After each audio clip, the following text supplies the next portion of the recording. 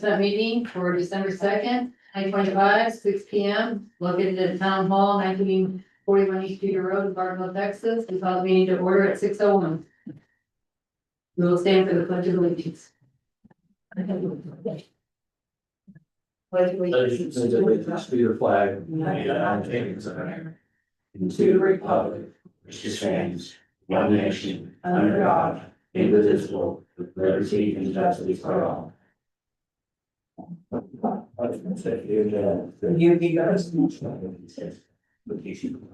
So I assume we have no public participation. Playable. No, ma'am, and I apologize, I put your script in front of you, that's not.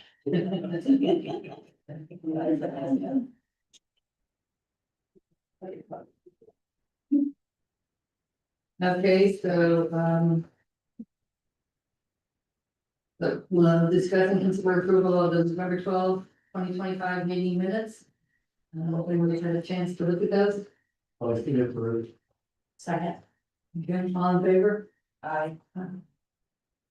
Okay, so we move on to item number 2, which is to conduct a public hearing to consider a variance request to reduce the rear yard setback from 50 feet to 20 feet on an approximate 1.0 acre property legally described as tract 4 of the Virginia Morrison subdivision out of the AM Delta Survey abstract number 1594, town of Bartonville, Benton County, Texas, and addressed at 630 East Peter Road, Bartonville, Texas 76226. Street is generally located south and west of East Peter Road and east of Gibbons Road, Denton County, property ID 65096 from the file number VAR 025005. So we'll start with the staff presentation. Excuse me, before we move forward, I did not catch who seconded the motion, I did it, Director Dell, okay, thank you. I think it came from this side. Both of them. Thank you, I'm sorry, yes, staff presentations. Okay. Madam Chair, and Directors, good evening. No, Oh, I got his sworn, I'm sorry. Okay. I was told that. Yes. Okay, so if we use, sort of tell the truth, the whole truth, and nothing but the truth, so help the God. I do. Okay. Thank you. Good evening. The applicant has submitted a variance request to reduce the rear yard setback from a required 50 foot to 20 foot. The stated hardship is a desire to preserve 8 mature oak trees located in the rear setback area as shown on exhibit 4 and it's on page 1314. If you'd like to go to that to get a visual, I'll give you a link to load that. Page 1314.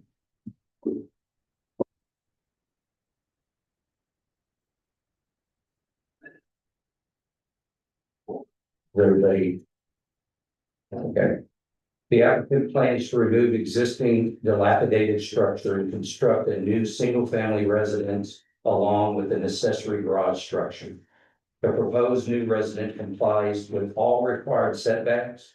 However, the proposed garage would encroach into the rear setback and requires a requested variance. If you'd like to see the plans that he has provided, the applicant is on exhibit 3 and that's page 12.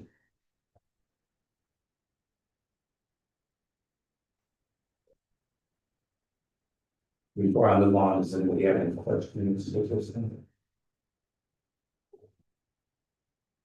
Under the agricultural zoning designation, both principal and accessory built structures must meet the same setback standards. With the proposed lot layout, the accessory building structure be located between the required 50-foot setback and the requested 20-foot setback, creating a condition that does not meet current zoning regulations without a variance or approval. Staff is here to answer any questions, and we also have our town attorney here. If you have any questions for us, the applicant is here. And The only question I have, and I don't know if I should ask it now or later, so we're only talking about the setback for the garage structure, right? So the house falls within everything that it's supposed to. that's Okay. correct. Okay. Okay, then, I guess if Clay wants to make his presentation, if you'll raise your right hand. And state your name and address. Clay Sam's at 590 East G Road. And do you swear to tell the truth, the whole truth, and nothing but the truth, so help you God? Now I've got my hearing aids on with you, I couldn't understand you. It says, do you swear to tell the truth, the whole truth, and nothing but the truth? Okay. Yes, I'm sorry. That's okay. Okay. Okay. First of all, what I'd like to say is, and this is not pertaining to what it is, but I want to let each one of you know how much I appreciate your time in doing this. It's important that you're serving with a purpose for the town of Bartonville. I've been a part of it for 40 years. I'm on down in Bartonville, and it's the future that concerns me. And I want you guys to know how much I appreciate you giving your time and being part of the process. Thank you very much. The real purpose of doing this is I'm trying to put a dwelling on a piece of property that's been vacant for 40-something years, grown up in brush and trees, and I mean, I've removed all the dead trees and all the underbrush and all the briars, which makes it at least passable now, we can walk on that piece of property. If you're looking in your folder, there should be a plat or a plot of about 5 or 6 tracts that's on this 40-acre subdivision with Morrison. And it's got the 1-acre tract there on that one area. Excuse me, that's page 11 of your packet. The, there's 1/3 of an acre behind that 1-acre tract, which is part of a 5.85 acre tract next to it, which I own. The property to the east of that 1 acre and to the rear of that 1 acre is covered in about 150 foot of trees. A lot of them are dead, a lot of underbrush. Through all the homes that are built up there on Jeter Road and on the front part, because you cannot walk through that property to get to the rear. So the reason I make that statement is there's no visibility from any of the residents that are near that property that can even see that 1/3 acre because of all the brush that's back there where I want to move, ask for that 20-foot variance, which is at the rear. So it will never affect anybody's sight or visibility because there is none because of all the underbrush and the trees and the vegetation that's grown there. Another thing on that 1/3 acre is that under no circumstances can any dwelling ever be built on that 1/3 acre. First of all, it couldn't meet the variances because of the setbacks and so forth, but it being a part of that 5.85 acres, it is in front of the main dwelling. So therefore, nothing can ever be built on that 1/3 acre that's gonna affect the visibility on anything on that 1/3 acre because it's uninhabitable. Now, to get back to the real reason is for the variances, the planner and I, we spent quite a bit of time measuring each piece of property, trying to find a footprint in order to place that building on and we can make it to go and salvage what trees I have left. I was born and bred and reared down in South Texas. I'm from the hill country, and to me, trees is what is the lifeblood of what we have up here. So taking out a tree is almost, it's almost sin. But by placing this building where we have, I have a little bit of flexibility in that garage. I can move it, and if I can get the variance, I can position that garage next to that 20-foot variance by tearing those other buildings down. And I think that I can save even more trees. I may end up having to take 1 or 2 out depending upon that footprint as to where the foundation is, because arborists that I've had give me some advice was that I've got to stay 7 foot away from the trunks of a tree line for the root zone, not the canopy, but the root zone of the base in order to sustain that tree for 5 years. Well, first of all, if you look at these trees, it takes 50, 60 years. I don't care how many trees I plant, I'll never see the maturity of a tree. So if I can save them, then that's what I want to do, because I can't accomplish it. I can't replace and get that shade in my lifetime. That will be for my kids or whatever, but not for me. But anyway, that's kind of it in a nutshell. Like I said, to me, it'll let me move this facility of this building back a little bit to where I won't be near as close to the front of that road. Instead of being a 50 foot from the road, where my front door is, I'll be back a little further, because you don't have much room on 1 acre when you start trying to play around with it. And then you also have to look at a septic field and look at your drainage, so all taken in effect, if I can get that 20-foot variance, I can make the footprint work where it will be within compliance of whatever is required. And I can have the minimum drainage from water flow coming off that hill behind you. Where if you're familiar with that property where the Oldhams live with Kevin and Melissa, there's a lot of water that comes off that hill.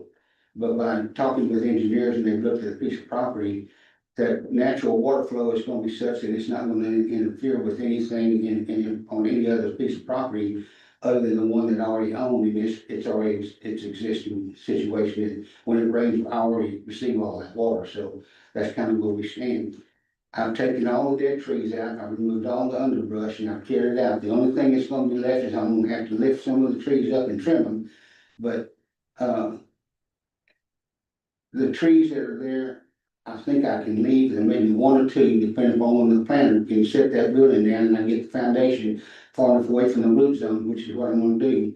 Then I'll go ahead and salvage the rest of the trees that are up there, and I've got about 19 to 20 trees that are left up there, and I sure don't wanna lose these 8 if there's any way I'm salvaging them. But I appreciate y'all taking time to look at this, thank you. Can we ask questions now?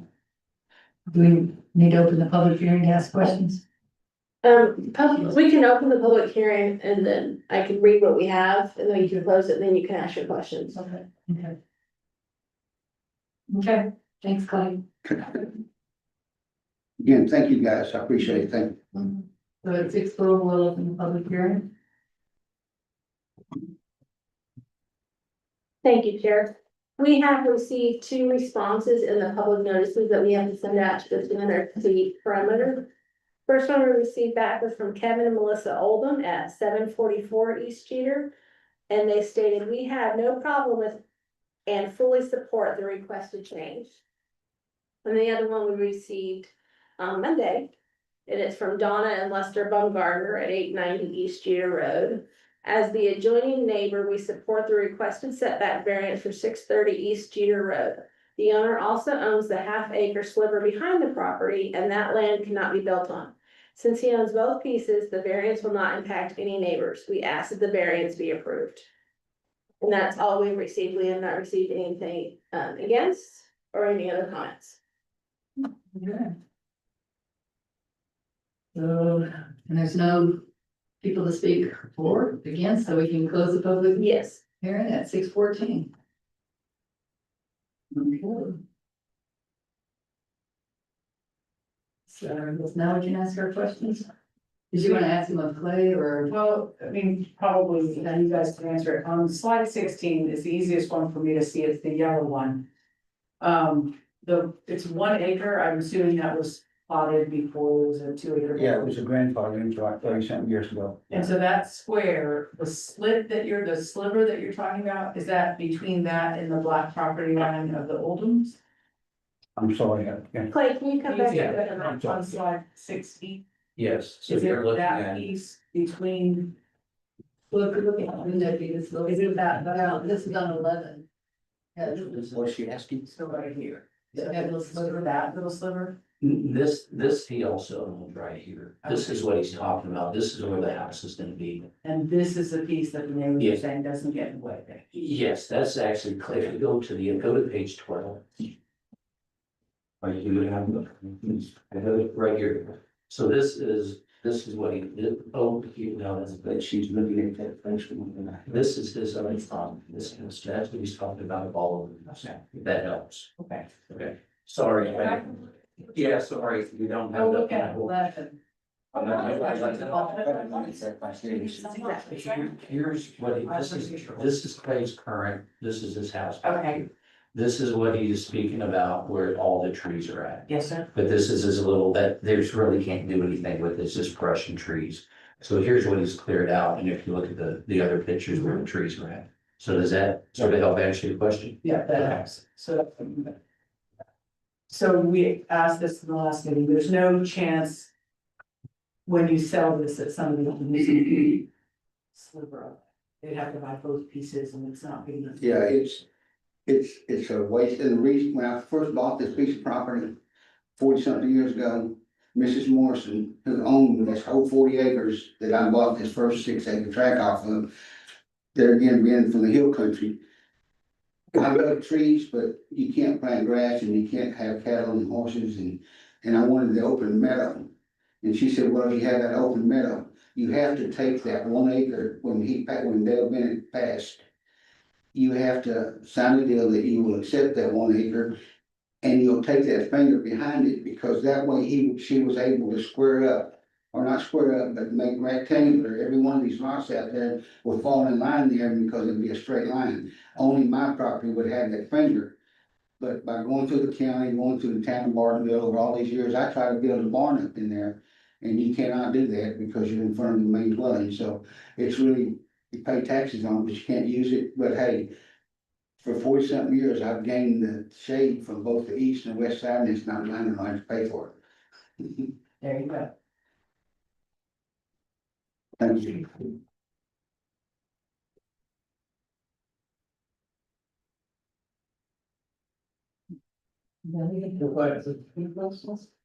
No concerns? Boy, Tom, that's how I want to vote for it. Well, did you wanna look at your, No. if you wanna take a minute and look at your sheet? Okay. Are you all set? Guess then you wanna make a motion? I'll make a motion to approve it based on all the things listed on your paper, A through I. I think it's a better use of the land the way he's doing it. He's not going to lose many trees, his setback from the front is better than we'd like, and to our advantage. And the area in the back is locked in, it'll be that way forever. And I think it's a good use of the land the way it is. So I approve. I'll second it. Okay, all in favor? No. Was that motion okay?